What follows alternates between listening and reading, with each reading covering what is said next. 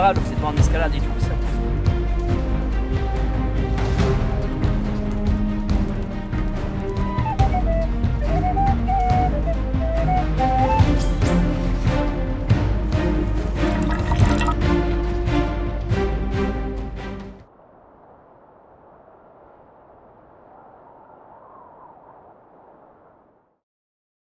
Et salut la compagnie, je m'appelle Alexis Bruce, je suis vidéaste et formateur en vie sauvage. Bienvenue sur ma chaîne YouTube, et si tu es nouveau, je vais t'encourager à t'abonner à la chaîne pour ne rien rater des prochains épisodes. Comme vous devez sans doute le savoir, je donne des stages de vie sauvage depuis maintenant 1 an. J'ai formé des dizaines de stagiaires et j'avoue que ça me plaît de partager mes connaissances et de vous rencontrer sur le terrain. Ça permet généralement à certaines personnes qui hésitent encore à franchir le pas, le cap pour partir seul à l'aventure. Et puis ce qui est génial, c'est que les participants sont toujours très contents. J'ai eu de très bons retours sur mes formations.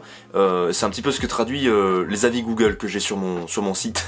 D'ailleurs, ceux qui ont déjà réalisé des stages avec moi, faites-nous signe dans la partie commentaires. Certains d'entre vous m'encouragent à davantage dévoiler le contenu de mes stages en vidéo. Mais malheureusement, il est vrai que c'est difficile de gérer à la fois 5 stagiaires et de faire une vidéo, de gérer la caméra, etc., la partie audiovisuelle. Très récemment, j'ai été invité par Céleste Grant de la chaîne Bunker Sauvage. Il m'a invité pour l'aider à animer un stage de survie pour ses abonnés. Et puis bon, je pense que vous commencez à me connaître, donc j'ai directement dit oui. Comme pour une fois nous étions ici 2 encadrants, j'ai pu prendre un petit peu plus le temps pour vous tourner 2-3 images, pour vous montrer comment se déroulent les stages. Alors c'est parti.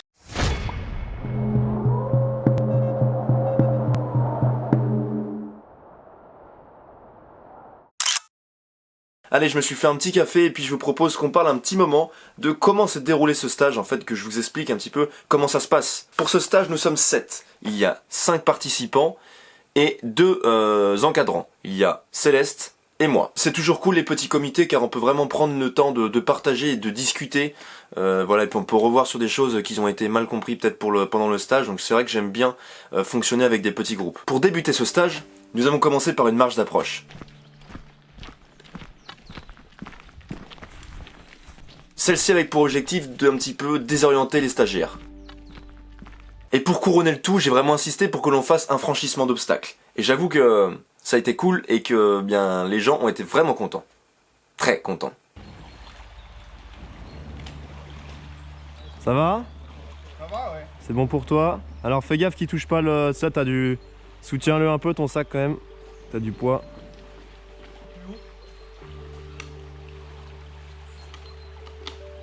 Alors respire bien, équilibre-toi. Tiens, heureusement que t'as le sac pour tenir, ça te bien. Ah. Ça touche? C'est bon. Allez, aide-toi bien de ton sac pour t'équilibrer. T'es dans le plus profond là. Allez, souffle bien.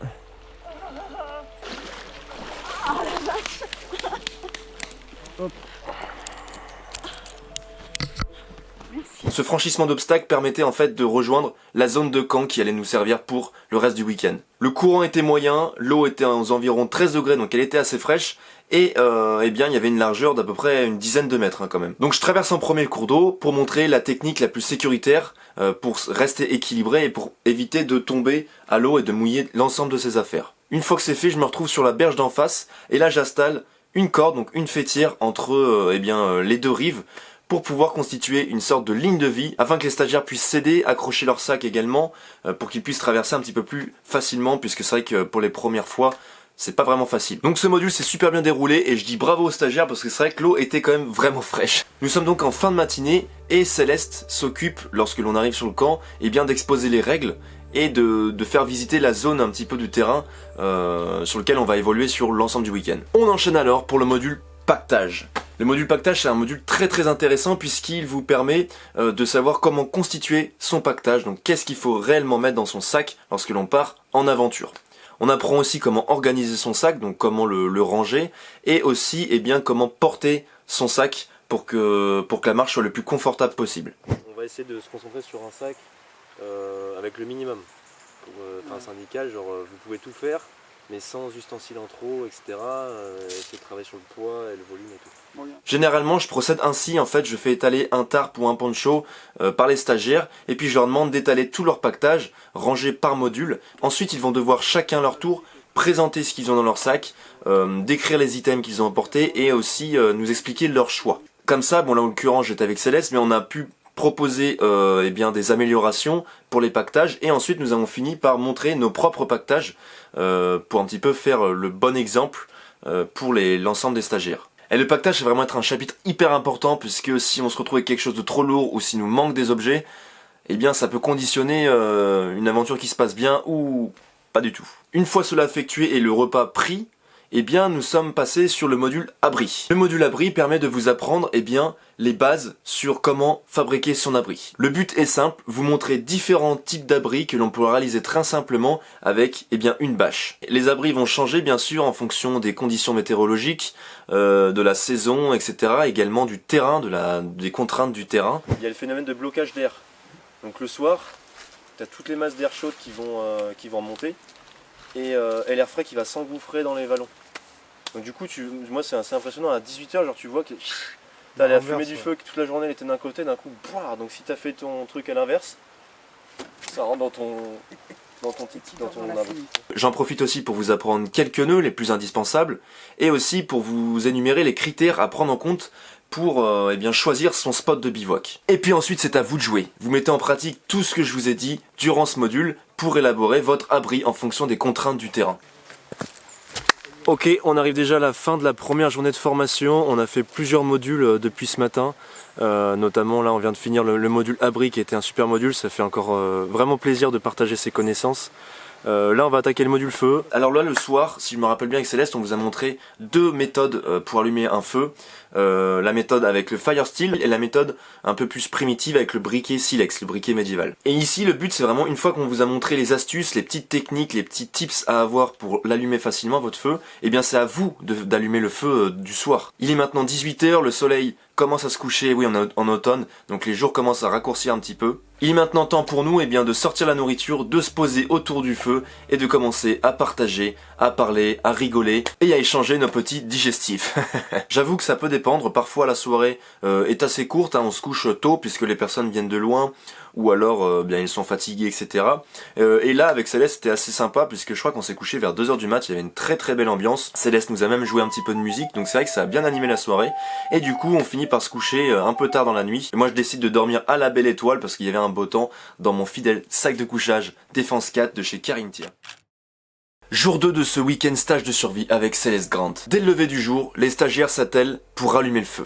Une fois que nous nous sommes un petit peu réveillés, etc., Céleste nous a proposé un bon module avec une de ses amies qui a été formée en herboristerie, donc elle connaît très très bien les plantes sauvages, et elle a pu nous faire une balade dans laquelle on a pu reconnaître des dizaines de plantes qui nous auront été utiles après durant le stage. Je sais que normalement dans mes stages, c'est moi qui m'occupe de la partie plantes, reconnaissance, etc. C'est vrai que comparé au niveau d'herboriste, je suis bien en dessous. Là sur la zone sur laquelle on était, j'ai dû reconnaître une vingtaine de plantes maximum, alors qu'elle en avait 40-45. Et ce qui était génial, c'est qu'on a utilisé les plantes qu'ont cueilli les stagiaires pour pouvoir constituer notre repas du dimanche midi. Au menu, c'était donc chapati à l'avoine. Les chapatis sont des petites crêpes, en fait des petites galettes qu'on a agrémentées avec les petites plantes sauvages. Durant ce repas, bon bien sûr c'est toujours une bonne ambiance, etc. Mais je décide moi de profiter de ce temps un petit peu calme pour pouvoir parler aux stagiaires de la gestion de l'eau. Comment trouver de l'eau, la déshydratation, connaître la déshydratation, les signes, les symptômes, comment éviter de tomber en déshydratation. On a également comment purifier, comment rendre potable l'eau. Toutes ces choses-là qui sont très très intéressantes, voire primordiales à connaître si on veut partir sur le terrain. Donc on a élaboré un filtre ici à eau dans lequel on a mis de la sveigne, du charbon de bois ici pour absorber les éléments chimiques, et en dessous on a mis du sable et des cailloux.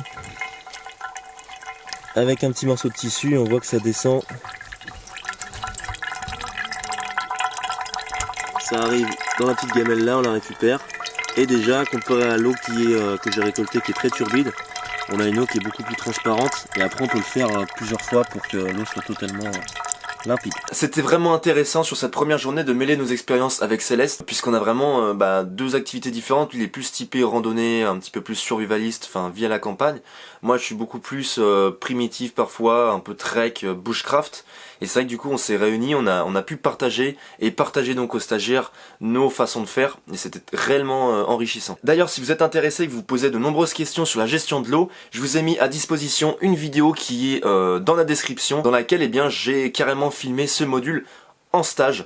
Donc voilà, allez-y, c'est gratuit, donc rendez-vous dans la description, cliquez sur le lien et vous aurez accès à cette vidéo de formation. Ok, dernier module. Non, excusez-moi, avant-dernier module. Là, Céleste a voulu montrer une technique emblématique un petit peu de la survie pour allumer le feu. C'est l'allumage du feu à l'archer. C'est vraiment un droit, tu vois, tu restes au même niveau, ton poignet il reste au même niveau. Là, mieux, t'as vu? Voilà, mieux, droit, reste droit.